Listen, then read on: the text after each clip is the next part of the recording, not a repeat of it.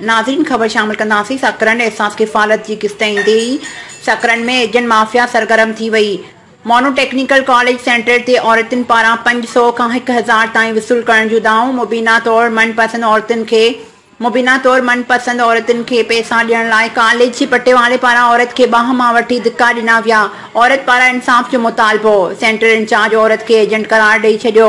उन सिलसिले में औरत अमीरा ऐं ॿियनि मीडिया आॾो दाईंदे चयो आहे त अॼु जीअं ई असां एहसास किफ़ालत जा पैसा वठण आयासीं त मोनो टेक्निकल कॉलेज जे पटेवाले कुझु औरतुनि खां पैसा वठी उन्हनि खे सेंटर अंदरि दाख़िल कयो ऐं असां खां बि ॻरी रक़म न ॾियण ते गेट ते असांजी बाह मां पकड़े असांखे धिका ॾेई ॿाहिरि कढी छॾियो ऐं छिकताण में कुझु औरतुनि जूं चूड़ियूं टुटी पयूं। औरतुनि इल्ज़ाम हणंदे चयो त हिते पुलिस वारा ऐं एजेंट सरेआम पैसा वठी रहिया आहिनि पर सेंटर इंचार्ज ख़ामोश तमाशाई वेठल आहे। जॾहिं त औरतुनि जी तज़लील थी रही आहे ऐं सरेआम एजेंट पैसा वठनि पिया पर हितां जो इंचार्ज उन्हनि खे निकाली ॾियण या रोकण बजाए औरतुनि जे एहतजाज ते डिवाइस बंदि कराए छॾे थो।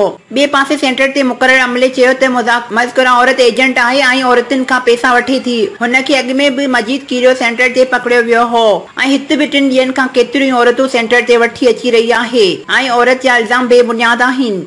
ॿिए तरफ़ सेंटर ते आयल इलाक़ाई जे मिसकिननि औरतुनि मुतालबो कयो आहे त मोनो टेक्निकल कॉलेज वारे सेंटर ते अमलो हटाए ॿियो अमलो मुक़रर करे एजेंट माफिया ख़िलाफ़ कार्रवाई कई वञे। ॿिए तरफ़ सेंटर ते आयल इलाक़ाई जे मिसकिननि औरतुनि मुतालबो कयो आहे त मोनो टेक्निकल कॉलेज वारे सेंटर ते अमलो हटाए ॿियो अमलो मुक़रर करे एजेंट माफिया ख़िलाफ़ कार्रवाई कई वञे।